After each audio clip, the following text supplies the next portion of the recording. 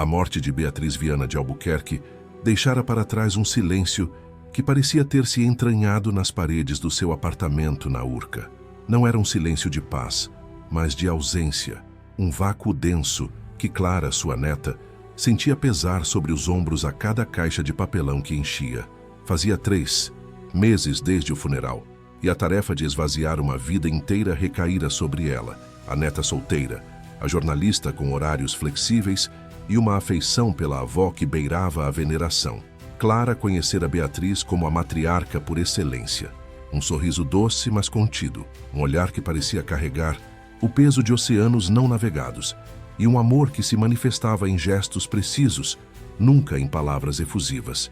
Havia nela uma melancolia elegante, uma tristeza que se confundia com a própria nobreza da sua postura, como se a vida lhe tivesse ensinado que a dignidade residia em suportar o peso em silêncio.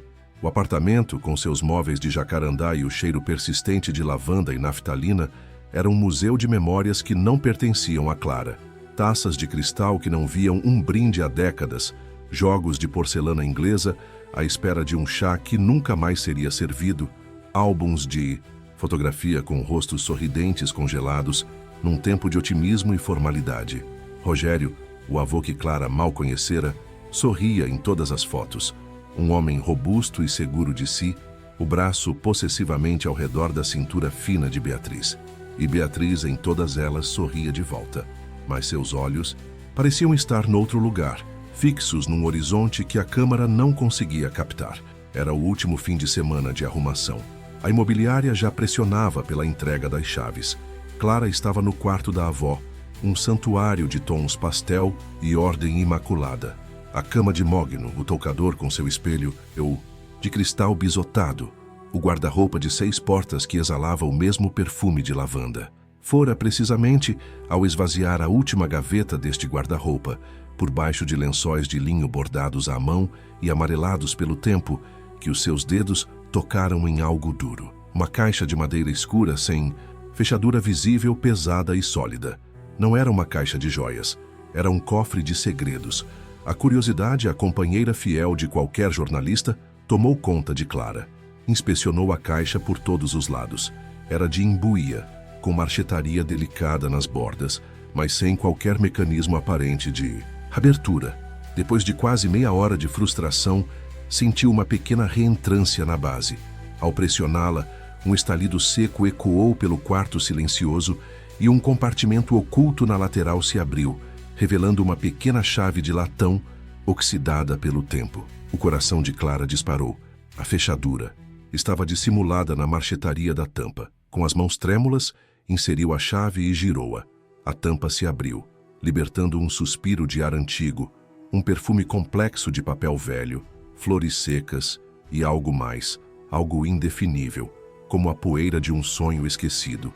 Dentro, sobre um forro de veludo, azul marinho desbotado, repousava um pequeno tesouro. Um maço de cartas amarradas com uma fita de cetim que um dia fora vermelha e agora era de um rosa pálido, quase fantasmagórico. Ao lado das cartas, uma gardênia prensada, suas pétalas escuras e frágeis como asas de mariposa. E por baixo de tudo, uma única fotografia a preto e branco, gasta nas bordas.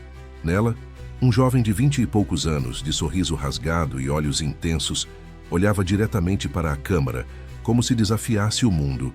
O cabelo escuro caía-lhe sobre a testa, e a camisa de colarinho aberto revelava um ar de rebeldia intelectual que contrastava violentamente com as imagens aprumadas do avô Rogério nos álbuns de família. Aquele homem era um estranho, um belo e perigoso estranho. Clara pegou o maço de cartas. A caligrafia na primeira era forte, inclinada, cheia de uma urgência contida. Desfez o laço com um cuidado quase cirúrgico e abriu o primeiro envelope. O papel era fino, quase transparente. A tinta desbotara para um tom sépia, mas as palavras ardiam com uma clareza avassaladora. 12 de março de 1952. Minha querida Bia, saí da livraria hoje e o Rio de Janeiro parecia outro. As cores do crepúsculo sobre a Baía de Guanabara, que sempre me pareceram uma banalidade burguesa, hoje tinham a violência de um quadro de Portinari. A culpa é sua. Você e a sua mania de encontrar poesia nas coisas mais triviais e de me contagiar com ela.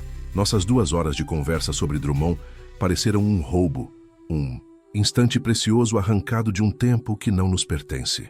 Cada vez que os seus olhos encontram os meus por cima da lombada de um livro, sinto que o mundo inteiro para de respirar, à espera do que vamos dizer a seguir. E, no entanto, nunca dizemos o que realmente importa. Não consigo parar de pensar no que me disse sobre a liberdade ser uma gaiola com a porta aberta. Talvez a maioria das pessoas tenha medo de voar. Eu não tenho, Bia. E começo a suspeitar que você também não.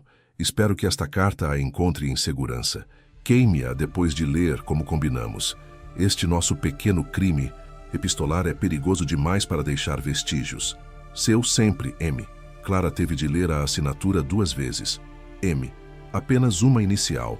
Bia. Era assim que os mais íntimos chamavam Beatriz. O estômago de Clara revirou. Aquela mulher reservada, a avó que media as emoções com conta-gotas, tivera uma correspondência secreta, ardente, com um homem que não era seu avô. Um homem que falava de poesia e de crimes epistolares. Um homem que a fazia ver o mundo de forma diferente. Clara sentou-se no chão de tábuas corridas, a caixa no colo, as cartas espalhadas à sua volta, como as peças de um puzzle. Impossível. O silêncio do apartamento já não era de ausência. Estava agora preenchido por sussurros de um passado que ela nunca suspeitara existir. A imagem da sua avó, a figura serena e melancólica, começava a desfazer-se, dando lugar a uma jovem cheia de fogo e segredos, uma mulher presa numa gaiola dourada, a sonhar com o voo. O Rio de Janeiro de 1952 era uma cidade de promessas e contradições. A euforia do pós-guerra ainda ecoava nos salões da alta sociedade, enquanto nas ruas o samba e as discussões políticas fervorosas anunciavam um Brasil em plena transformação. Para Beatriz Viana, com os seus 20 anos recém-completos, a cidade era um palco onde ela representava um papel que lhe fora atribuído desde o nascimento. Filha de um industrial do café cuja fortuna já vira dias melhores e de uma mãe cuja única ambição era ver as filhas bem casadas, a vida de Beatriz era uma sequência de eventos cuidadosamente orquestrados. As aulas de piano, as tardes de chá no Confeitaria Colombo, os bailes de debutantes no Copacabana Palace. Ela era, para todos os efeitos, uma joia, bela, de uma beleza clássica e serena, com longos cabelos escuros presos em coques elaborados e olhos castanhos que pareciam guardar segredos ancestrais. Educada, poliglota, possuía uma inteligência aguda que aprendera a disfarçar sob uma camada de delicadeza e deferência, pois sabia que, no seu mundo, a inteligência de uma mulher era uma qualidade a ser admirada de longe, mas raramente apreciada de perto. A sua verdadeira paixão eram os livros. Na biblioteca do pai, entre volumes encadernados em couro, ela viajava para mundos onde as mulheres podiam ser mais do que apenas esposas e mães. Lia Cecília Meirelles, Rachel de Queiroz e, em segredo, a poesia visceral de Florbela Espanca, sentindo em cada verso uma ressonância com a sua própria alma aprisionada. O seu destino já estava selado. Estava formalmente noiva de Rogério Albuquerque, um jovem empresário do setor imobiliário, herdeiro de uma fortuna consolidada e de um nome de prestígio. Rogério era o partido perfeito, ambicioso, pragmático, tratava Beatriz com uma cortesia formal, como se ela fosse um valioso ativo a ser incorporado no seu portfólio de sucesso. Ele admirava a sua beleza, a sua linhagem, a forma como ela se movia com uma graça inata nos salões. Não a amava, possuía-a, e Beatriz, resignada, aceitava o seu papel. O casamento não era uma questão de amor, mas de lógica, uma fusão de famílias que beneficiaria a todos. O seu coração, ela pensava, era um pequeno preço a pagar pela segurança da sua família e pelo cumprimento do seu dever. Numa tarde de quinta-feira, porém, o destino decidiu reescrever o guião. O seu tio Afonso, o irmão boêmio e intelectual da sua mãe, a ovelha negra da família, apareceu de surpresa para o chá. Afonso era um advogado que se interessava mais por arte e política do que por processos, e deliciava-se em chocar a irmã com as suas ideias progressistas. Beatriz, minha sobrinha preferida, Estás a definhar neste ambiente de mofo e boas maneiras, disse ele com um brilho maroto no olhar. Precisas de ar, de ideias, de vida real. Veste algo simples. Vou levar-te a um lugar onde os livros não ficam apenas a apanhar pó nas estantes. Ignorando os protestos da mãe de Beatriz, Afonso levou-a à livraria Garnier no centro da cidade. Não era uma das livrarias elegantes que Beatriz frequentava. A Garnier era um ponto de encontro de estudantes, jornalistas, artistas e intelectuais.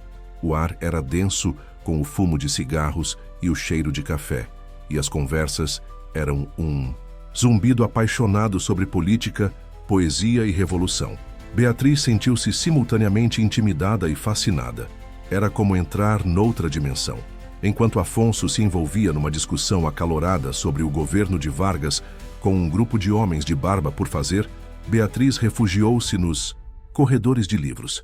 Foi na secção de poesia que o encontrou. Ele estava de costas a ler um livro com uma concentração tão intensa que parecia alheio a tudo o resto.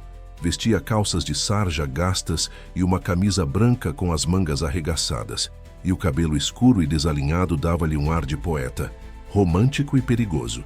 Quando se virou, os seus caminhos colidiram. Os livros que Beatriz segurava caíram ao chão com um baque surdo. "Mil perdões", disse ele, a sua voz um barítono quente que a fez estremecer. Agachou-se para ajudar a apanhar os livros, e foi então que os seus olhos se encontraram. Eram de um castanho escuro, quase negros, mas brilhavam com uma inteligência e uma intensidade que a deixaram sem fôlego. "Carlos Drummond de Andrade", disse ele, olhando para a capa de sentimento do mundo que estava na mão dela. Uma escolha ousada para uma jovem senhora, Beatriz. Sentiu o sangue subir-lhe ao rosto. Estava habituada a galanteios vazios, não a observações que pareciam perscrutar a sua alma. "A poesia não tem gênero nem classe social, senhor", respondeu ela, a sua voz mais firme do que esperava. Ele sorriu, um sorriso rasgado que iluminou o seu rosto. "Perdoe. A minha impertinência. O meu nome é Matias. Sou apenas um estudante de letras que passa mais tempo aqui do que na universidade. Beatriz", disse ela simplesmente. Ficaram a conversar durante o que pareceu uma eternidade, mas que não passou de 20 minutos. Falaram sobre o poema Mãos Dadas, sobre a melancolia moderna, sobre a sensação de não pertencer ao seu próprio tempo. Matias falava com uma paixão que a eletrizava. Ele não a tratava como um bibelô, mas como uma igual, uma interlocutora. Pela primeira vez na sua vida, Beatriz sentia-se não apenas vista, mas compreendida. A ligação entre eles foi instantânea, um reconhecimento silencioso de duas almas que falavam a mesma língua secreta. Quando o tio Afonso a chamou, anunciando que estava na hora de irem, Beatriz sentiu um aperto no coração, uma relutância em deixar aquele universo de ideias e paixão. Ao despedir-se, Matias segurou a sua mão por um instante a mais do que a etiqueta permitia. O seu toque era quente, firme. "Espero voltar a vê-la, Beatriz", disse ele, os seus olhos intensos fixos nos dela. Naquela noite, deitada na sua cama de dossel, Beatriz não conseguiu dormir. O mundo, que até então fora um palco de deveres previsíveis, subitamente se abrira, revelando um caminho secreto, um jardim proibido. O rosto de Matias, o som da sua voz, a forma como ele dissera o seu nome, tudo ecoava na sua mente. Ela sabia, com uma certeza aterrorizante e exhilarating, que a sua vida real tinha acabado de começar, e que essa vida a levaria a cometer o mais belo e perigoso dos crimes. Clara passou a noite em claro, mergulhada no universo que as cartas de Matias descortinavam. Eram mais de 50, escritas ao longo de quase 2 anos. Cada uma delas era uma janela para uma paixão que a consumia pela sua intensidade e pela sua inteligência. Matias não escrevia apenas sobre amor, escrevia sobre a vida, sobre a angústia de um país à beira de uma convulsão política, sobre a beleza dolorosa da arte.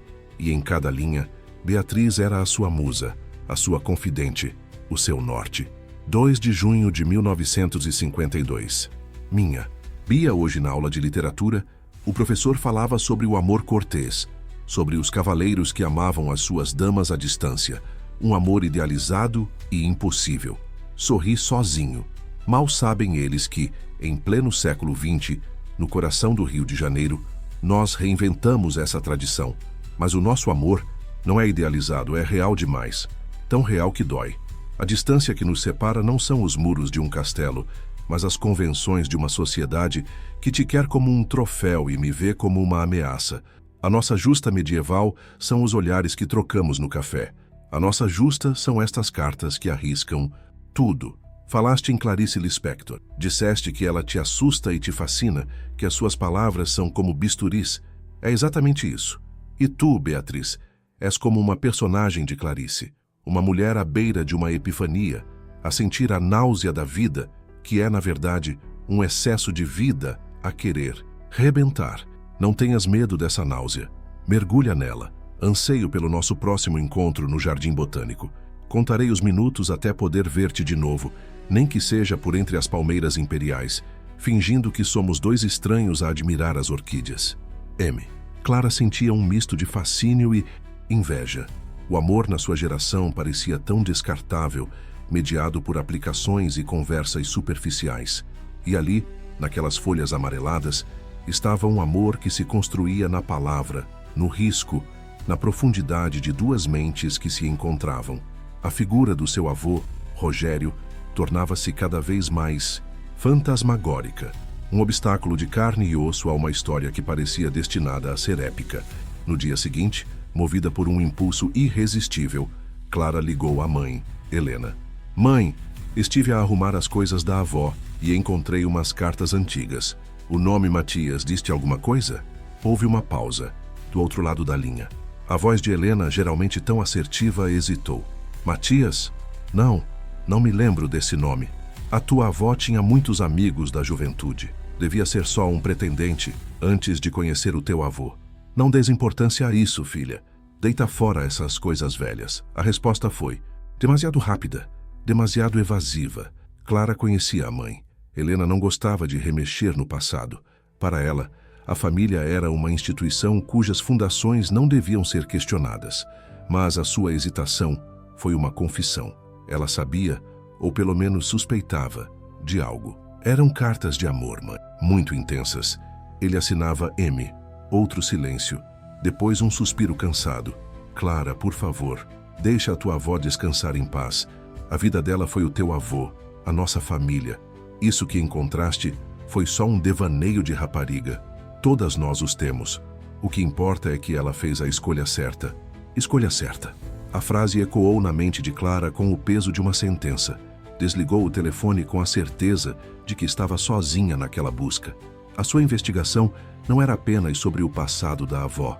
Era sobre as escolhas que definem uma vida, sobre os caminhos não percorridos que continuam a assombrar os que ficam. Começou a sua própria pesquisa. Vasculhou arquivos online de jornais da época, listas de alunos da Faculdade Nacional de Filosofia. O nome Matias era comum. Precisava de um apelido, de mais uma pista. As cartas, por mais íntimas que fossem, eram frustrantemente discretas quanto a detalhes que o pudessem identificar. Matias era um fantasma, um amante sem rosto, para além daquela única fotografia gasta. Mas Clara não ia desistir. A história da sua avó merecia ser contada, mesmo que apenas para si mesma. Para Beatriz, os meses que se seguiram ao seu primeiro encontro com Matias foram uma vertiginosa e perigosa vida dupla. De dia era a noiva exemplar de Rogério Albuquerque. Acompanhava-o a jantares de negócios, onde homens de fato escuro falavam de terrenos e investimentos, e as suas esposas discutiam o serviço e as últimas modas de Paris. Sorria, concordava, era a personificação da elegância discreta. Rogério orgulhava-se dela, exibia-a como um adorno, um símbolo do seu bom gosto e do seu sucesso iminente. As conversas deles eram monólogos dele sobre os seus planos, as suas ambições, a casa que estavam a construir no recém-inaugurado bairro do Jardim, Guedala, em São Paulo, para onde se mudariam depois do casamento. Ele nunca lhe perguntava sobre os seus sonhos, sobre os seus medos, sobre os livros que lia. Assumia que a felicidade dela era um reflexo da dele. Mas, 2 ou 3 vezes por semana, Beatriz escapava. Dava desculpas à mãe, uma visita a uma tia doente, uma prova de vestido que se prolongava, e mergulhava no seu mundo secreto. O mundo de Matias, Os seus encontros eram obras de arte da clandestinidade. Encontravam-se na última fila do cinema, vendo filmes de Bergman que a sua família consideraria imorais. Encontravam-se nos corredores silenciosos do Museu Nacional de Belas Artes, fingindo admirar as mesmas pinturas enquanto trocavam sussurros apaixonados. O seu lugar preferido era o Jardim Botânico. Ali, entre as estufas de orquídeas e o Lago das Vitórias Régias, podiam caminhar a uma distância segura, como dois conhecidos, e conversar por horas. Matias abriu-lhe as portas de um universo que ela desconhecia. Falava-lhe de Sartre, de Camus, da inquietação existencialista que varria a Europa. Apresentou-a ao jazz, levando-a a um clube fumarento em Copacabana, onde Bidu Sayão por vezes aparecia para uma canja improvisada. Ele via nela não a herdeira dos Viana, mas a alma poética que se escondia por trás da fachada. Incentivava-a a escrever. Tu não és só uma leitora, Bia. És uma poeta. As tuas palavras têm um peso, uma música. Escreve. Escreve para ti, para mim, para o mundo. Não deixes que te silenciem. Uma tarde, sentados num banco escondido no campo de Santana, rodeados pelo cotio das cutias, Matias segurou a mão dela. Foi a primeira vez que se tocaram de verdade, pele com pele, desde o encontro na livraria. A corrente elétrica que passou entre eles foi tão forte que Beatriz teve de suster a respiração. Eu não aguento mais isto, Bia, sussurrou ele, a sua voz rouca de emoção. Viver aos pedaços, roubando horas de um tempo que não é nosso. Eu amo-te, amo a tua mente, a tua coragem, a forma como os teus olhos se iluminam quando falas de um poema.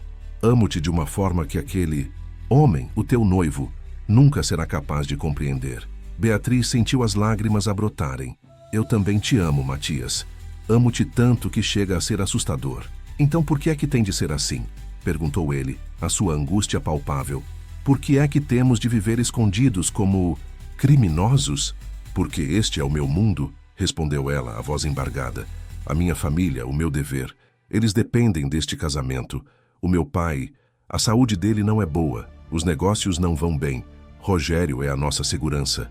Matias largou a mão dela, o seu rosto fechando-se numa máscara de desilusão. Segurança. Que palavra terrível. É o nome que se dá à prisão quando as grades são de ouro. O primeiro beijo deles aconteceu dias depois, num impulso desesperado, no vão de escada de um prédio antigo na Cinelândia, onde tinham ido ver uma exposição de arte moderna. A chuva caía lá fora. Um dilúvio tropical que parecia espelhar a tempestade dentro deles. Matias encostou-a à parede fria, o seu rosto a centímetros do dela, os seus olhos a perscrutarem os dela como se quisesse ler a sua alma. Diz-me para parar, Bia, murmurou ele. Diz-me para ir embora e eu nunca mais te procuro. Mas Beatriz não conseguia. Em vez disso, ergueu-se na ponta dos pés e colou os seus lábios nos dele. O beijo foi tudo o que ela imaginara e mais. Era fome, era desespero, era o reconhecimento de que tinham encontrado um no outro o seu lugar no mundo, um lugar que lhes era proibido. Era um beijo que selava o seu amor e, ao mesmo tempo, a sua condenação. Quando se afastaram ofegantes, a realidade abateu-se sobre eles com uma violência brutal. O anel de noivado de Beatriz, um diamante pesado que Rogério lhe dera, pareceu queimar-lhe no dedo. Ela olhou para Matias, o amor da sua vida, e viu nele o reflexo da sua própria tragédia. Amá-lo era trair tudo o que lhe fora ensinado a honrar. Não o amar era trair a si mesma. Naquela noite, as cartas que trocaram foram diferentes. Já não eram sobre livros ou ideias. Eram sobre a dor de um amor que, ao tornar-se real, se tornara impossível. Bia, o teu beijo foi o paraíso e o inferno no mesmo instante. Agora sei que não posso viver sem ti. E sei, com a mesma certeza, que não podemos continuar assim. Há uma decisão a ser tomada. M. Matias, o meu coração está partido em dois. Metade pertence ao dever, à família, ao mundo que conheço. A outra metade é inteiramente tua, e não sei como voltar a juntá-las. Bia, a vida dupla de Beatriz, tornara-se um campo de batalha, e ela sabia que, em breve, teria de escolher de que lado da trincheira iria lutar e morrer. A descoberta do beijo nas cartas marcou um ponto de viragem para Clara. A história deixara de ser um romance platônico para se tornar um drama de paixão e conflito. As cartas seguintes, escritas no inverno de 1953, eram febris, carregadas de uma tensão crescente que espelhava a própria agitação política do país. A crise do governo Vargas intensificava-se e Matias, com a sua militância estudantil, estava no olho do furacão. As suas cartas misturavam declarações de amor desesperadas com análises políticas inflamadas. 15 de agosto de 1953. Minha Bia. Hoje houve mais uma manifestação no centro. A polícia montada avançou sobre nós. Um amigo meu foi ferido. O ar está pesado, elétrico. Sente-se que algo está prestes a arrebentar. E não falo apenas do país, falo de nós. O tempo está a esgotar-se, meu amor. O teu casamento aproxima-se como uma sentença. Cada dia que passa é mais um prego no nosso caixão. Encontrei-me com um contacto do partido. Há uma possibilidade de conseguir uma bolsa para estudar em Praga. Outros falam em Paris. Tenho de sair, Bia. Em breve, este país não será seguro para pessoas como eu, que insistem em pensar com a própria cabeça, e eu não quero ir sem ti. A ideia de um mundo onde tu não existes ou onde existes como a esposa de outro homem é mais assustadora do que qualquer cacetete da polícia. Precisamos de um plano. Precisamos de coragem. O amor às vezes não é um refúgio, é um ato de guerra. Teu até ao fim, M. Praga, Paris. Os nomes saltaram da página, exóticos e cheios de promessas. Clara sentia a urgência de Matias, o medo e a esperança entrelaçados. Imaginou a sua avó, a jovem Beatriz, a ler aquelas palavras no seu quarto silencioso na Urca, o mundo exterior a invadir a sua vida protegida. Uma das cartas mencionava um ponto de encontro específico, um lugar que se tornara o refúgio deles. Lembras-te daquela tarde no Café do Ponto, quando te li os meus poemas e tu choraste? Foi ali que soube que a nossa história era inevitável. Clara agarrou-se àquela pista. Uma busca rápida na internet revelou a história do Café do Ponto. Fora um famoso ponto de encontro de intelectuais na Cinelândia durante os anos 50 e 60, conhecido pelas suas tertúlias literárias e discussões políticas. O endereço, no entanto, já não abrigava o café. No seu lugar, erguia-se agora um moderno bistro de cozinha de fusão, com paredes de vidro e um menu minimalista. Movida por um instinto que não conseguia explicar, Clara vestiu-se e foi até lá. Sentou-se a uma mesa junto à janela, a mesma janela que talvez a sua avó tivesse olhado 50 anos antes. Pediu um café e tentou imaginar a cena. O fumo dos cigarros, o som de um piano ao fundo, Beatriz e Matias curvados sobre uma mesa, as suas cabeças juntas, partilhando um segredo num mundo que não os queria juntos. Sentia-se como uma detetive sentimental. A seguir, os rastros de um crime de amor. De volta à casa, continuou a sua pesquisa online. Encontrou um blog sobre a história do Rio de Janeiro que tinha uma secção dedicada a cafés antigos. E lá estava, uma fotografia a preto e branco do interior do Café do Ponto, datada de 1953. A imagem era granulada, mas a atmosfera era palpável. Homens de chapéu e fato, estudantes a discutir, o balcão de madeira escura. E, numa mesa ao fundo, desfocados quase como fantasmas, estavam duas figuras.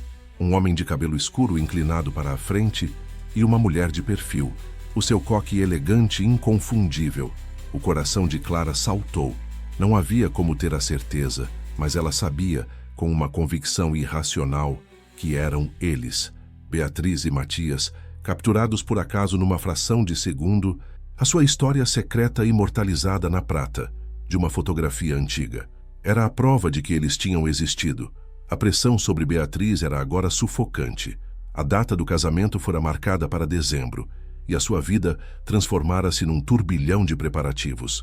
A mãe, eufórica, arrastava-a para provas intermináveis do vestido de noiva, uma criação opulenta de renda francesa. As tardes eram preenchidas com a tarefa de escrever convites e escolher os padrões da prata e da porcelana para a lista de presentes. Cada um destes rituais era um lembrete do seu destino, uma volta a mais na chave que a trancaria na sua gaiola dourada. Rogério estava mais presente, mas igualmente distante, Levava-a a visitar a obra da casa em São Paulo, mostrando-lhe as plantas, falando sobre a ala de hóspedes, a piscina, o escritório onde fecharia grandes negócios. Tratava-a com uma possessividade orgulhosa, presenteando-a com joias que a faziam sentir-se como um objeto adornado. Numa noite, durante um jantar para celebrar o noivado no Country Club, ele ergueu um brinde. A Beatriz, a futura senhora Albuquerque, a mulher que será a base do meu sucesso e a mãe dos meus filhos. As palavras atingiram Beatriz como pedras, a base do sucesso dele, a mãe dos filhos dele, o seu próprio ser, os seus sonhos, a sua identidade, tudo era subsumido na existência dele. Ela sorriu, o sorriso treinado de uma mulher da sua classe, mas por dentro gritava. Os seus encontros com Matias tornaram-se mais raros e mais perigosos. O risco de serem descobertos era imenso. Encontravam-se agora em lugares improváveis, como a estação da Leopoldina, fingindo esperar por comboios diferentes, trocando palavras rápidas e olhares desesperados. A paixão deles era agora tingida de angústia. Numa noite fria de setembro, encontraram-se na praia deserta do Leme. A lua cheia prateava as ondas que quebravam na areia. Estavam sentados longe um do outro, como dois estranhos, mas a tensão entre eles era uma ponte invisível. Eu consegui, Bia, disse Matias, a sua voz baixa, quase engolida pelo som do mar. A bolsa para Paris. O meu visto sai em 2 meses. Tenho uma passagem marcada para o dia 15 de novembro. O coração de Beatriz parou. 15 de novembro. Uma semana antes do seu casamento. Paris, sussurrou ela, a palavra a soar como um sonho impossível. Foge comigo, Bia, disse ele, a sua voz agora a tremer de urgência. Virou-se para ela, os seus olhos a suplicarem na escuridão. Deixa tudo para trás. A tua família, este casamento arranjado, esta vida que não é tua. Vem comigo. Em Paris podemos ser quem quisermos. Eu escrevo, tu escreves. Vivemos de arte, de amor, de liberdade. Não teremos muito, mas teremos um ao outro. Teremos tudo. Beatriz sentia-se a ser rasgada ao meio. A imagem de uma vida em Paris com Matias, um pequeno apartamento em Montmartre, discussões sobre literatura em cafés, passeios ao longo do Sena, era de uma beleza insuportável. Era a vida que a sua alma ansiava. Mas a imagem da sua família, do seu pai doente, da sua mãe a contar com ela, da desonra que traria ao seu nome, era uma âncora que aprendia a realidade. Eu não posso, Matias, disse ela, as lágrimas a escorrerem-lhe pelo rosto. Eles não sobreviveriam ao escândalo. E tu, retorquiu ele, a sua voz, a dura ferida. Tu vais sobreviver a uma vida sem amor, a uma vida a fingir. Isso não é viver, Bia. É uma morte lenta. Ele levantou-se, a sua silhueta escura contra o mar prateado. Eu estarei na estação central do Brasil, no dia 15 de novembro, às 10 da manhã. O comboio para o porto parte às 10h30. O navio para a Europa parte ao meio-dia. Se não apareceres, saberei a tua resposta. E nunca mais te procurarei. Ele foi-se embora sem olhar para trás, deixando-a sozinha na praia fria. Beatriz ficou ali sentada durante horas, o som das ondas a ecoar o tumulto do seu coração. A promessa de Matias era uma porta aberta para a liberdade, mas para a atravessar, teria de incendiar o mundo que conhecia. A escolha era dela, e essa escolha definiria não apenas o seu futuro, mas a essência de quem ela era. O medo e o desejo travavam uma batalha mortal dentro dela, e Beatriz não sabia qual deles venceria. A carta que detalhava o plano de fuga estava no fundo da caixa, o papel mais fino e frágil de todos, como se tivesse sido lido e relido até quase se desintegrar. Clara segurava-a com a ponta dos dedos, o coração a bater descompassado no peito. Era a véspera do dia D, a última carta, de Matias antes da data fatídica, 14 de novembro de 1953. Minha amada Bia, amanhã. Sinto estas 2 palavras a ecoar em cada fibra do meu ser. Amanhã, as nossas vidas podem começar. A minha mala está feita. Contém pouca coisa. Alguns livros, um caderno em branco e a esperança de te ver a caminhar. Na minha direção na plataforma da estação. A esperança de que escolherás o voo em vez da gaiola. Sei o que te peço. Peço-te que vires as costas a tudo o que conheces. Que abraces o desconhecido. Peço-te que sejas corajosa de uma forma que o teu mundo nunca te ensinou a ser. Mas peço-o porque sei que essa coragem vive em ti. Eu via nos teus olhos, sentia nas tuas palavras. Não deixes que a apaguem. Estarei à tua espera junto ao grande relógio da estação, a partir das 10. Não te atrases, meu amor. O nosso futuro tem hora marcada, teu, para sempre e em qualquer mundo. M. Clara sentiu um arrepio. Estava a torcer pela sua avó, uma jovem de 20 anos, através de um abismo de 7 décadas. Vai, avó, vai ter com ele, sussurrou para o apartamento vazio. A história tornara-se visceralmente pessoal. Clara, com os seus 32 anos, os seus relacionamentos falhados e a sua carreira, estável mas sem paixão, via em Beatriz um espelho das suas próprias cobardias. Quantas vezes não escolhera o caminho seguro, a opção lógica, em detrimento do desejo do seu coração? Quantos comboios não deixara partir? A necessidade de saber o que acontecera naquele dia tornou-se uma obsessão. Passou horas a pesquisar os arquivos da Estação Central do Brasil, a procurar listas de passageiros dos navios que partiram do Porto do Rio a 15 de novembro de 1953. Era uma busca inútil, uma agulha num palheiro digital, mas ela precisava de tentar. Precisava de uma prova concreta do momento em que a vida da sua avó se bifurcara para sempre. Não encontrou nada, apenas o silêncio frustrante da história. O desfecho daquele dia não estava nos arquivos públicos. Estava no coração de Beatriz, e agora, talvez, naquelas cartas que ainda não lera. A manhã de 15 de novembro de 1953, nasceu cinzenta e úmida. O céu do Rio de Janeiro coberto por um véu de nuvens baixas que parecia pressagiar uma tempestade. Para Beatriz, o mundo exterior era um borrão. A sua realidade estava contida nos limites do seu quarto, na pequena mala de couro que arrumara às escondidas durante a noite. Dentro, apenas o essencial. 2 vestidos simples, um livro de poemas de Cecília Meirelles e todas as cartas de Matias. Era a sua vida antiga e a sua vida nova, contidas numa única bagagem. O seu coração era um tambor a martelar-lhe as costelas. O medo era uma presença física, um nó gelado no estômago, mas o desejo, a imagem, do rosto de Matias à sua espera, era mais forte. Decidira. Escolhera o voo, escolhera o amor. O plano era simples e arriscado. A sua mãe saíra para uma reunião da Liga de Senhoras Católicas. O seu pai, como sempre, estava no escritório. A casa estaria vazia, exceto pela presença da cozinheira e da arrumadeira na cozinha. Sairia pela porta dos fundos, apanharia um táxi na esquina e iria para a estação. Deixara um bilhete vago na sua secretária, uma despedida sem detalhes, para ser encontrado apenas horas mais tarde. Eram 9h30. O tempo parecia arrastar-se e voar ao mesmo tempo. Beatriz vestia um tailleur de linho azul, prático para a viagem, o cabelo preso num rabo de cavalo simples. Olhou-se ao espelho uma última vez. A mulher que a encarava era uma estranha, os olhos a brilhar com uma mistura de terror e exaltação. Retirou o anel de noivado de Rogério do dedo e colocou-o sobre a penteadeira, ao lado do bilhete. Era a sua renúncia final. Pegou na mala, respirou fundo e abriu a porta do quarto. O corredor estava silencioso. Desceu as escadas na ponta dos pés, cada degrau a ranger como um protesto. Estava quase a chegar à porta da cozinha, quando ouviu um som que a gelou. Um baque surdo vindo do andar de cima, do escritório do pai, seguido por um grito agudo da sua mãe. Beatriz largou a mala. A sua mãe não devia estar em casa. Correu escada acima, o coração na boca. A porta do escritório estava aberta, e a cena que viu foi a materialização de um pesadelo. O seu pai, Afonso Viana, estava caído no chão ao lado da sua imponente secretária de mogno.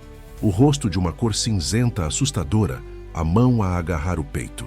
A sua mãe estava de joelhos ao lado dele, a chorar histericamente, o seu chapéu elegante torto na cabeça. "Pai!" gritou Beatriz a correr para junto dele. "O teu pai, Beatriz, o teu pai!" soluçava a mãe descontrolada. Ele passou-se com umas contas, começou a gritar, e depois caiu. "Chama um médico, pelo amor de Deus!" O mundo de Beatriz desabou. O comboio, Matias, Paris, tudo se dissolveu perante a realidade brutal daquele momento. Seu pai estava a morrer. As horas seguintes foram um borrão de pânico e caos. Beatriz, recuperando a compostura que lhe fora inculcada desde a infância, tomou as rédeas da situação. Telefonou ao médico da família, ajudou a colocar o pai na cama, tentou acalmar a mãe, que se tornara uma figura frágil e desamparada. O médico chegou e o diagnóstico foi rápido e grave: um infarte do miocárdio severo. O pai de Beatriz precisava de repouso absoluto. Qualquer estresse, qualquer choque poderia ser fatal. Enquanto o médico administrava uma injeção de morfina ao pai, a mãe de Beatriz agarrou-se a ela, as unhas a cravarem-se no seu braço. "O que seria de nós sem ti, minha filha?" chorava ela, o rosto manchado de lágrimas. "Tu és a nossa força. O Rogério é a nossa salvação agora. Ele vai cuidar de tudo. Tu tens de ser forte por nós." Salvação. A mesma palavra que Matias usara para descrever a prisão dourada. Mas agora, o seu significado mudara. A salvação da sua família. A responsabilidade caiu sobre Beatriz com o peso de uma laje de granito. Como poderia abandonar a sua mãe naquele estado? Como poderia dar ao seu pai, já tão frágil, o golpe final de saber que a sua filha fugira trazendo a desonra para o seu nome? Não podia. Era impossível. O relógio na parede da sala bateu às 10 horas. A cada badalada, uma parte do coração de Beatriz morria. Ela imaginou Matias a chegar à estação, o seu sorriso ansioso a procurar o dela na multidão. 10:15. Ele estaria a olhar para o grande relógio, a impaciência a transformar-se em preocupação. 10:30. O apito do comboio a soar, um grito de partida para um futuro que ela não partilharia. Ela subiu ao seu quarto, a sua pequena mala de couro ainda no chão, uma relíquia de uma vida que durara apenas algumas horas. Foi até a janela que dava para a rua. A chuva começara a cair, grossa e pesada. À distância, conseguiu ouvir o som longínquo de um comboio a apitar, a sua melodia melancólica a cortar o ar úmido. Beatriz fechou os olhos, as lágrimas a escorrerem silenciosamente pelo seu rosto. Ela via-o na plataforma, a olhar uma última vez para a entrada da estação, a sua esperança a morrer lentamente, a ser substituída pela dor fria da traição. Ele nunca saberia, nunca entenderia. Pensaria que ela era uma cobarde, que escolhera o dinheiro e o status em vez do amor. E talvez, pensou ela, talvez ele tivesse razão. Talvez a sua gaiola não fosse feita de ouro, mas de amor e dever, e essas eram as grades mais fortes de todas. O comboio partiu, e com ele, a vida de Beatriz. A mulher que desceu as escadas para cuidar da sua família já não era a mesma que a subira.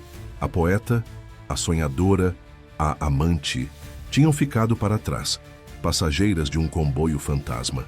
No seu lugar estava a filha, a noiva, a futura senhora Albuquerque, a mulher que aprendera, da forma mais cruel, que o amor, por vezes, não é uma escolha, mas um sacrifício. A ausência de cartas na caixa era mais eloquente do que qualquer palavra. Depois da missiva febril de 14 de novembro, havia um hiato, um abismo de silêncio que se estendia por mais de um ano. Clara folheou os envelopes seguintes, o coração apertado. O primeiro a quebrar o silêncio era diferente. O papel era mais fino, de correio aéreo. O selo francês estava datado de dezembro de 1954. A caligrafia de Matias, antes tão firme e apaixonada, era agora hesitante, as letras menores, como se escritas por uma mão cansada. Paris, 10 de dezembro de 1954. Beatriz. Não sei por que escrevo esta carta. Talvez seja uma forma de masoquismo. Ou talvez a esperança seja a mais teimosa das ervas daninhas. Passei um ano a perguntar-me o que aconteceu naquele dia. Criei 1000 cenários na minha cabeça, desde os mais trágicos aos mais banais. Mas todos eles terminavam com a mesma imagem. Eu, sozinho na plataforma, a ver o comboio partir. Um amigo que chegou recentemente do Brasil trouxe-me um jornal. Vi o teu nome numa coluna social. A fotografia do teu casamento, estavas linda. O teu marido, ao teu lado, parecia o homem mais sortudo do mundo. Suponho que encontrei a minha resposta.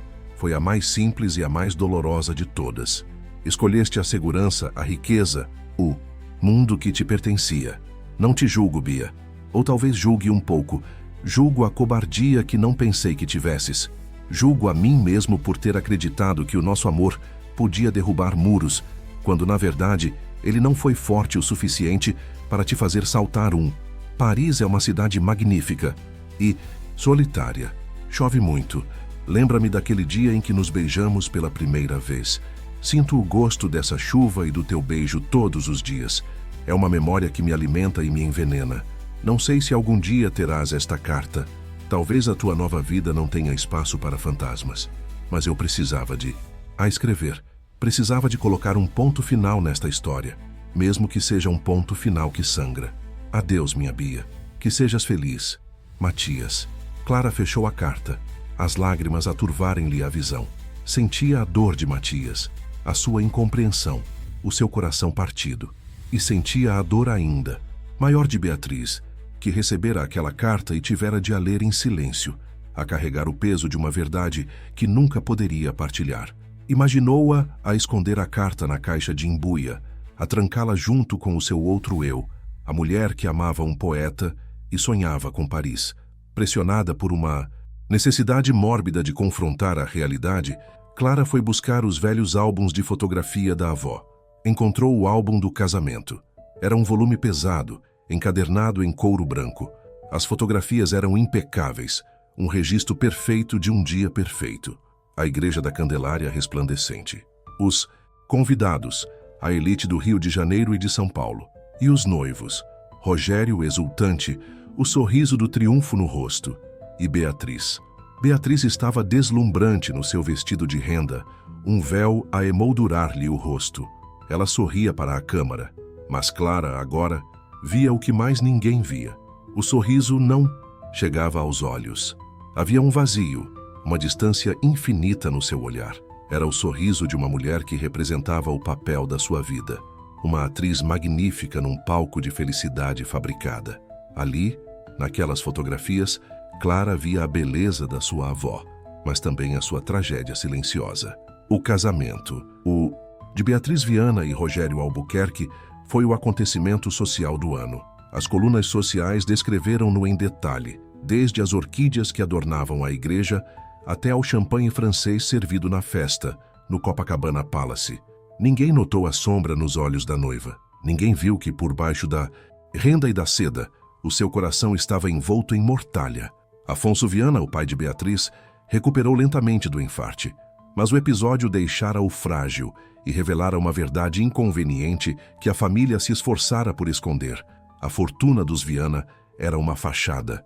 Anos de má gestão e investimentos arriscados tinham deixado a empresa à beira da falência. O casamento de Beatriz com Rogério não era mais apenas socialmente vantajoso, era a tábua de salvação da família. Rogério, com a sua perspicácia para os negócios, assumiu o controle das finanças do sogro, reestruturou a empresa e evitou o colapso. Tornou-se aos olhos de todos o herói da família. Beatriz cumpriu o seu papel com uma perfeição robótica. Mudou-se para a imponente casa nova em São Paulo, supervisionou a decoração, organizou jantares impecáveis, tornou-se a anfitriã perfeita. A sua vida era um calendário de compromissos sociais, de eventos de caridade e de viagens ao estrangeiro. Rogério era um marido correto, era generoso com o dinheiro, nunca levantava a voz, era publicamente afetuoso. Mas não havia intimidade entre eles. As suas conversas eram sobre a gestão da casa, sobre os filhos que planeavam ter, sobre as aparências que precisavam de manter. O quarto deles era um espaço de silêncio e dever conjugal. Para Rogério, o amor era um conceito abstrato, uma formalidade. A sua paixão era o poder, os negócios, a construção do seu império. Beatriz engravidou no primeiro ano de casamento. O nascimento de Helena, a mãe de Clara, foi uma alegria genuína, mas também um novo elo na sua corrente. Amava a filha com uma ferocidade protetora, mas o seu amor era tingido por uma melancolia que Helena, mais tarde, interpretaria como distância. Era como se Beatriz tivesse medo de amar demasiado, de se entregar completamente, pois sabia o quão devastadora podia ser a perda. Ela nunca mais falou de Matias. O nome dele foi enterrado nas profundezas da sua memória. Os seus livros de poesia foram guardados numa prateleira alta. A sua paixão pela escrita resumia-se agora a um diário que mantinha, escondido, onde desabafava os seus sentimentos em frases curtas e dolorosas, fragmentos de uma alma em exílio. A carta de Matias, vinda de Paris, chegou num dia de chuva, mais de um ano depois do seu casamento. A empregada entregou-lhe numa bandeja de prata, junto com a correspondência social. Beatriz reconheceu a caligrafia de imediato, e o seu coração deu um salto tão violento que pensou que ia desmaiar. Subiu para o quarto, trancou a porta e abriu o envelope com os dedos a tremer. As palavras de Matias foram como punhais.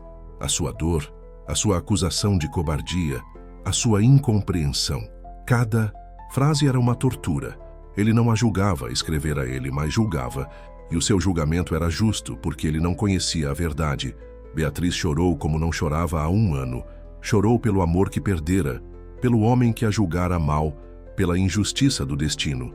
Sentiu um impulso avassalador de lhe responder, de lhe contar tudo, de lhe explicar sobre o pai, sobre o dever, sobre o sacrifício. Pegou numa folha de papel, molhou a pena no tinteiro, mas as palavras não saíam. O que diria ela? Que se casara com outro para salvar a sua família, que a sua vida era uma mentira confortável. Qualquer explicação pareceria uma desculpa esfarrapada, uma tentativa de aliviar a sua própria consciência. E qual era o objetivo? Reabrir uma ferida que talvez já estivesse a começar a cicatrizar para ele? Trazê-lo de volta para uma história que não tinha futuro? Não. O seu silêncio fora a sua resposta no dia da estação. Teria de continuar a ser a sua resposta para sempre. Era a sua penitência. Amassou a folha de papel em branco, guardou a carta de Matias na caixa de embuia e trancou-a. Jurou a si mesma nunca mais a abrir. A vida continuou. Beatriz teve um segundo filho. Tornou-se uma figura respeitada na alta sociedade paulistana, a personificação da esposa e mãe perfeita. Mas à noite, quando a casa estava em silêncio e Rogério roncava ao seu lado, ela por vezes ia até a janela e olhava para o céu. E perguntava-se se, do outro lado do oceano, em Paris, um homem de olhos intensos também olhava para as mesmas estrelas e se lembrava de uma rapariga que um dia sonhou em voar. O silêncio era a sua resposta e o seu castigo. A descoberta de que Matias se tornara escritor em Paris lançou Clara numa nova fase da sua investigação. Já não procurava apenas um nome, mas uma obra, um legado. Uma pesquisa em sebos online e arquivos de editoras revelou o que procurava. Matias Lacerda. Esse era o seu nome completo. Um escritor brasileiro exilado em França, autor de 3 romances e de vários volumes de poesia, publicados entre os anos 60 e 80. A sua obra era descrita como melancólica e politizada, explorando temas como o exílio, a memória e o amor perdido. Clara encomendou todos os livros que conseguiu encontrar. Quando a primeira encomenda chegou, uma edição de bolso gasta de um romance intitulado A Geometria da Saudade, ela sentiu que segurava um artefacto sagrado. Abriu o livro com uma reverência que surpreendeu a si mesma. A história era sobre um jovem ativista político brasileiro que se exila em Paris nos anos 50, depois de uma desilusão amorosa e da iminência de uma repressão política. O protagonista, chamado Arthur, vagueia pelas ruas chuvosas de Paris, assombrado pela memória de uma mulher que amou no Rio de Janeiro, uma mulher de uma classe social superior que o abandonou para se casar com um homem rico. O nome da mulher na história era Lídia, mas a sua descrição física e a sua alma poética eram inequivocamente as de Beatriz. Clara lia, sublinhando passagens, o seu coração a alternar entre a alegria da descoberta e a dor da história. Matias não esquecera Beatriz. Pelo contrário, ele a imortalizara, transformara a sua dor em arte, o seu amor perdido num motor de criação. Numa passagem, Arthur descreve a sua amada. Lídia não era apenas bela, era um enigma envolto em boas maneiras. Por trás da serenidade dos seus gestos, havia uma tempestade. Ela falava de poesia como se fosse o ar que respirava, e nos seus olhos eu via uma ânsia de liberdade que o seu mundo se esforçava por extinguir. Ela era uma ave rara, nascida para voar, mas a quem ensinaram a amar a beleza da sua gaiola. O meu maior crime e a minha maior alegria foi mostrar-lhe que a porta estava aberta. Clara teve de parar de ler. Era demasiado. Era a sua avó ali, nua e crua, dissecada pela prosa de um homem que a amara mais do que a própria vida. A história de amor deles não morrera na plataforma da estação. Continuara a viver, secreta e codificada, nas páginas dos livros de Matias, vendida em livrarias por todo o mundo, lida por estranhos que nunca saberiam a verdade por trás da ficção. Clara imaginou a sua avó, talvez anos mais tarde, a encontrar um daqueles livros, a ler aquelas palavras, a ver-se a si mesma, a sua história, o seu segredo, transformado em literatura. Seria um consolo ou uma tortura? Talvez as duas coisas. O eco daquele amor impossível não era apenas uma memória, era uma obra de arte. E isso, de alguma forma, tornava a história ainda mais trágica e mais bela. Os anos passaram para Beatriz numa sucessão de dias iguais, marcados pelo calendário social e pelo crescimento dos filhos. Helena e o irmão Pedro eram o centro do seu universo, o seu propósito. Dedicava-se a eles com uma devoção quase feroz, como se quisesse dar-lhes a paixão e a atenção que faltavam na sua própria vida. Rogério continuava a ser o mesmo, um marido ausente, focado no seu império crescente, que via a família como mais uma prova do seu sucesso. Beatriz adaptara-se à sua vida em São Paulo, mas o Rio de Janeiro continuava a ser o seu refúgio sentimental. Pelo menos 2 vezes por ano, inventava uma desculpa para visitar o tio Afonso, que permanecia na cidade. Eram nessas visitas que ela respirava. Afonso, com a sua intuição aguçada, nunca lhe perguntou diretamente sobre Matias, mas Beatriz sabia que ele suspeitava. Ele simplesmente criava um espaço onde ela podia ser ela mesma. Levava-a a livrarias, a exposições de arte, a concertos de bossa nova, o novo som que tomava conta da cidade. Foi numa dessas viagens, no final dos anos 60, que aconteceu. Estava na casa de Afonso, a folhear uma revista literária que ele deixara sobre a mesa de centro. A revista trazia uma longa reportagem sobre a nova geração de escritores brasileiros a viver na Europa, a chamada Geração do Exílio.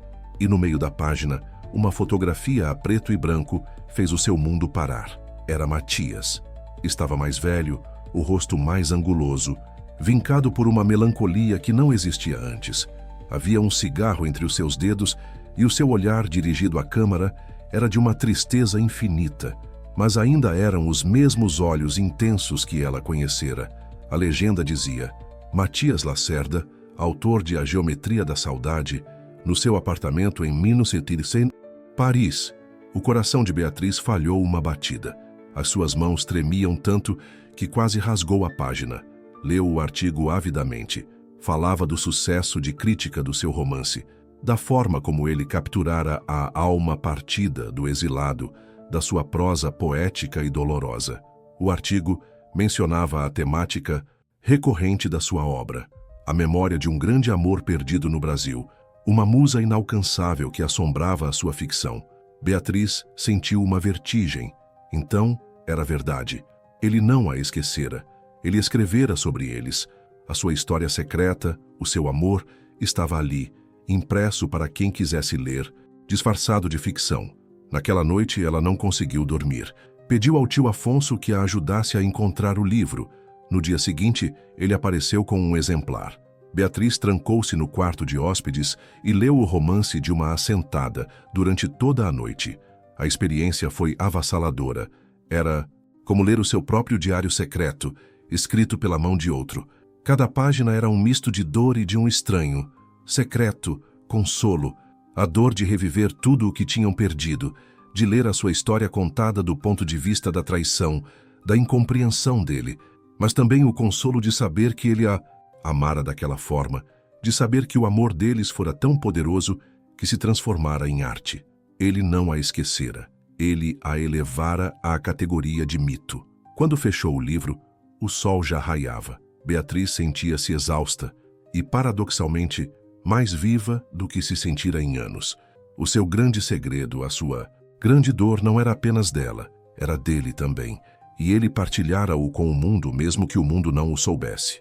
A partir daquele dia, Beatriz tornou-se uma leitora clandestina da obra de Matias Lacerda. A cada novo livro lançado, dava um jeito de o obter. Lia-os às escondidas à noite, quando a casa estava em silêncio, e em cada um deles encontrava pedaços de si mesma, fragmentos da sua história, ecos do seu amor perdido.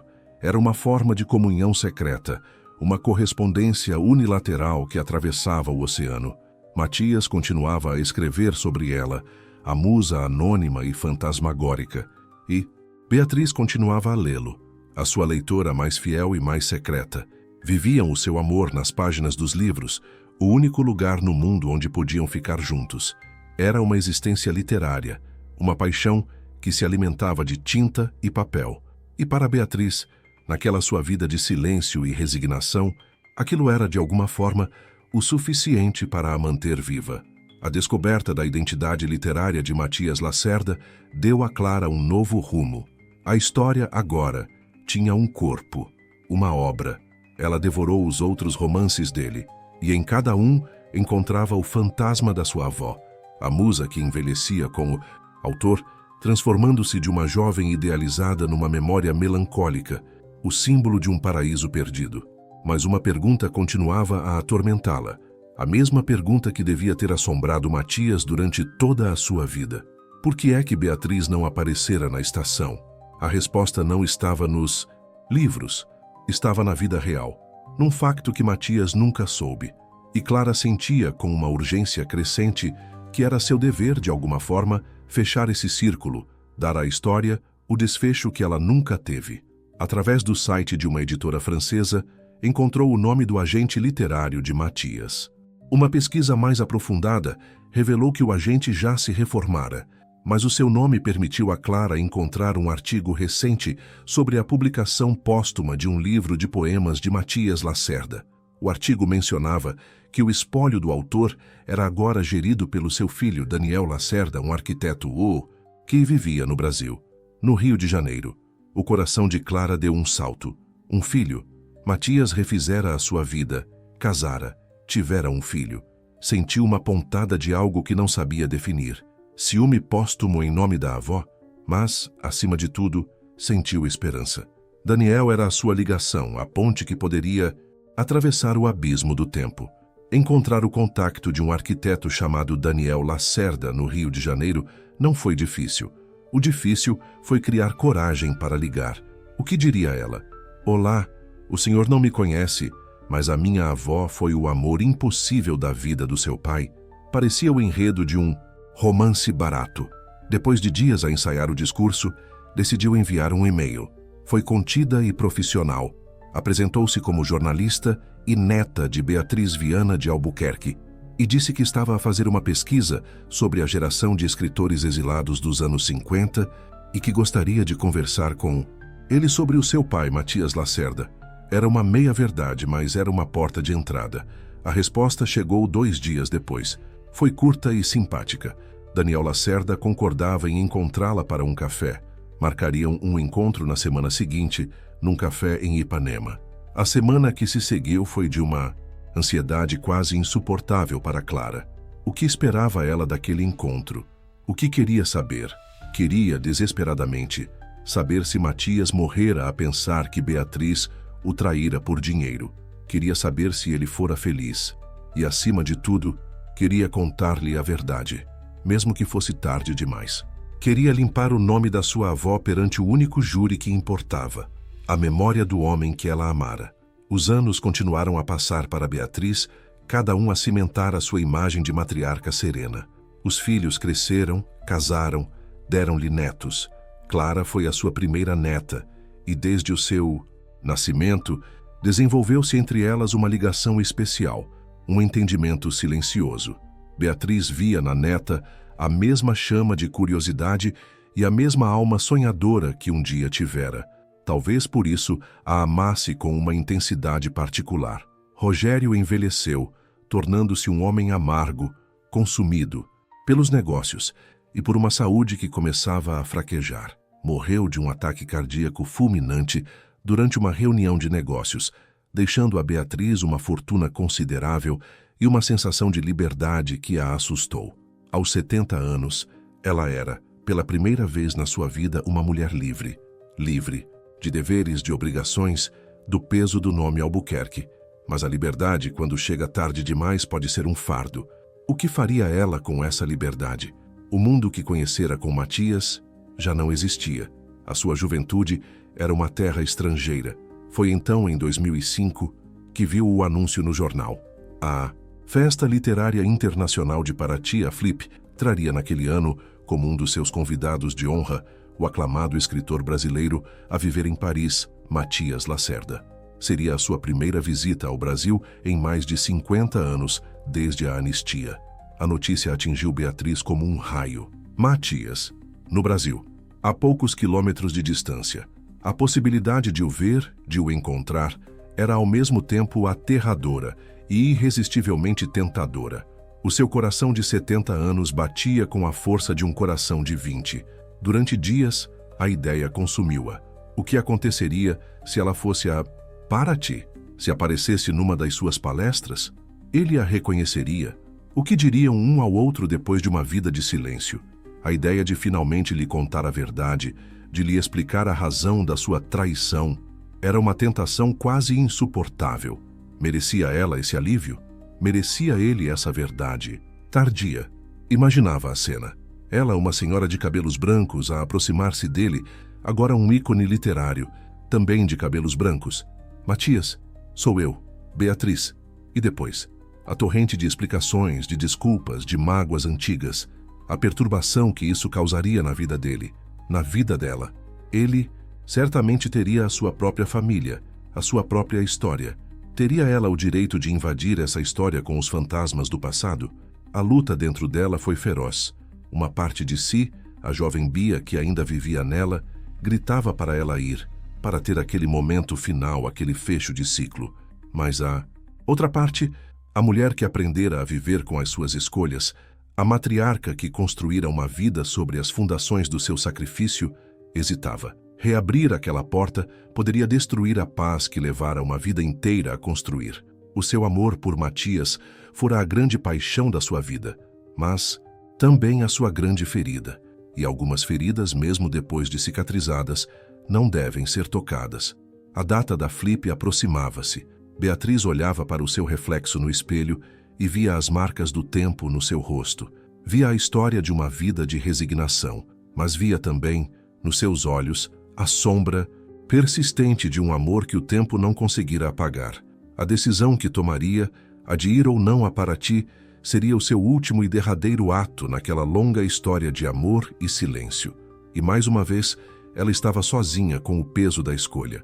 O café em Ipanema era um espaço moderno e luminoso, com o som suave de bossa nova a flutuar no ar.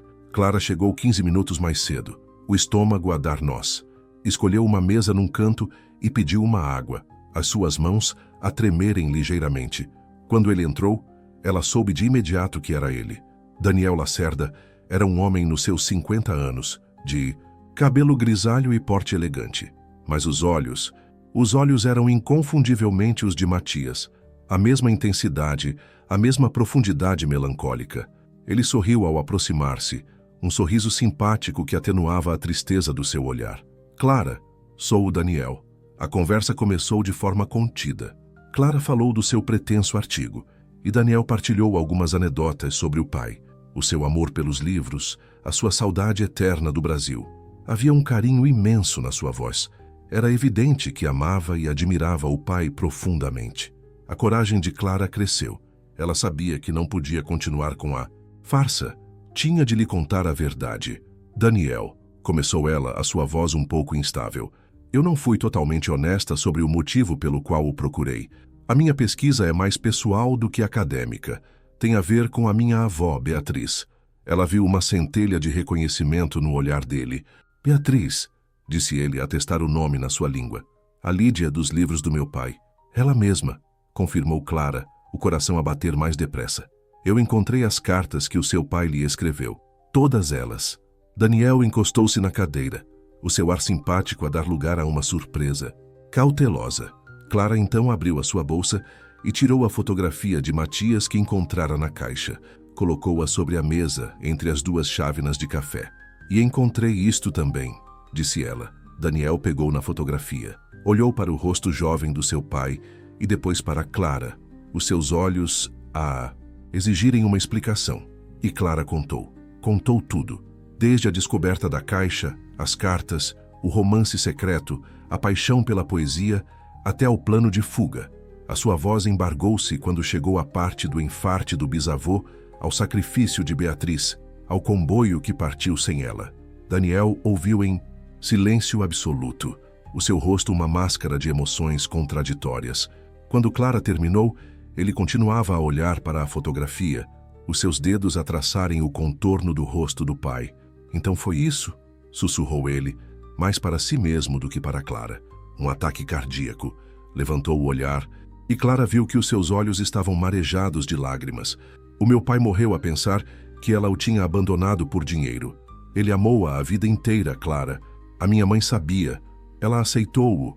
Aceitou que uma parte do coração do meu pai pertenceria sempre a um fantasma chamado Beatriz. Todos os livros dele foram uma tentativa de a compreender, de compreender a traição dela. Não foi uma traição, disse Clara, a sua voz firme. Foi um sacrifício.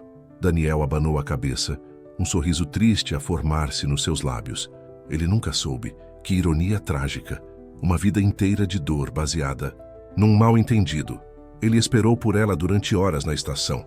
Contou-me essa história uma vez, numa noite em que bebeu demasiado vinho.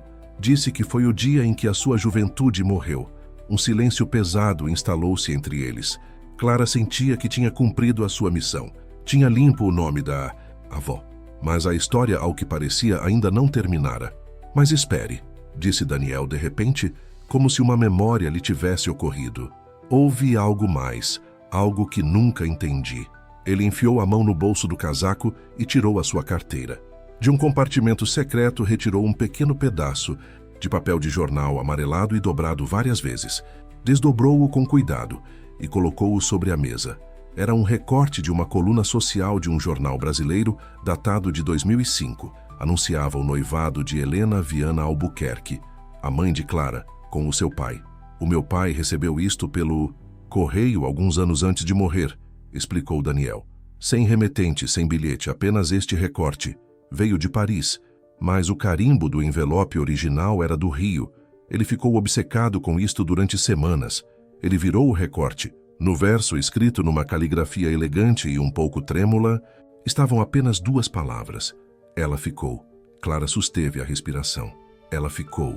Não era uma explicação completa. Não era um pedido de desculpas. Era uma confissão, uma afirmação, um telegrama de uma vida inteira, resumido em 2 palavras. O meu pai nunca soube quem enviou, continuou Daniel. Ele pensou que talvez fosse o tio dela, o Afonso, mas nunca teve a certeza. Ele interpretou-o de 1000 maneiras. Ela ficou no Brasil. Ela ficou com a família. Ela ficou presa. Ele nunca soube ao certo, mas... Daniel fez uma pausa, a sua voz a embargar-se. Depois de receber isto, ele pareceu encontrar uma espécie de paz. Ele parou de falar dela com tanta amargura. Era como se, de alguma forma, aquela mensagem anônima o tivesse absolvido. Ou a ela. Clara olhou para as 2 palavras e a peça final do puzzle encaixou-se. A imagem da sua avó, a debater-se com a ideia de ir ou não a Paraty, tornou-se cristalina. Estamos de volta a 2005. Beatriz, na sua sala de estar, olha para o anúncio da Flip no jornal. A tentação de ir, de o ver, de lhe contar tudo é quase física, mas, ao fim de dias de angústia, ela toma a sua decisão final. Não vai. A sua história com Matias pertence ao passado. Pertence à jovem Bia, não à senhora de 70 anos que se tornou. Reencontrá-lo seria como tentar ressuscitar um fantasma. Seria uma profanação da memória pura e dolorosa que ela guardara durante toda a sua vida. O amor deles era perfeito precisamente porque era impossível, mas ela sente a necessidade de lhe enviar uma última mensagem, um último adeus, um sinal de que nunca o esqueceu. Vai à sua secretária e encontra o velho álbum de família. Recorta o anúncio do noivado da sua filha, Helena, um evento que simboliza a continuação da família, a razão do seu sacrifício. Vira o recorte e, com a sua caneta de tinta permanente, escreve as 2 palavras que resumem a sua vida, a sua escolha, o seu amor eterno. Ela ficou. Coloca o recorte num envelope, endereça-o à editora de Matias em Paris e vai ela mesma aos correios. Ao colocar a carta na caixa, sente um peso a ser levantado dos seus ombros. Não é um pedido de perdão, é um ato de reconhecimento. Um ponto final. A sua última carta de amor, tão secreta e silenciosa como todas as outras. De volta ao café em Ipanema, Clara olhava para Daniel, as lágrimas a escorrerem-lhe livremente pelo rosto. Ela entendia tudo agora. A sua avó não fora cobarde, fora incrivelmente, tragicamente corajosa. Foi ela, sussurrou Clara. Foi a minha avó que enviou o recorte. Daniel olhou-a, e nos seus olhos, a tristeza de uma vida deu lugar a um entendimento profundo. O círculo fechara-se. Naquela noite, de volta ao apartamento da avó, Clara sentou-se no chão, a caixa de embuia aberta à sua frente. As cartas, a gardênia, a fotografia, já não eram os segredos de uma estranha. Eram a sua herança. A história do amor impossível de Beatriz e Matias não morrera com eles. Vivia agora nela, na neta que finalmente compreendia a melancolia no sorriso da sua avó. Clara pegou na fotografia de Matias, olhou para o rosto jovem, apaixonado, e sorriu através das lágrimas. O amor deles não se perdera, apenas esperara, pacientemente, numa caixa de madeira escura, que alguém viesse contar a sua história. E ao fazê-lo, Clara não só dera voz ao silêncio da sua avó, como encontrara um pedaço da sua própria.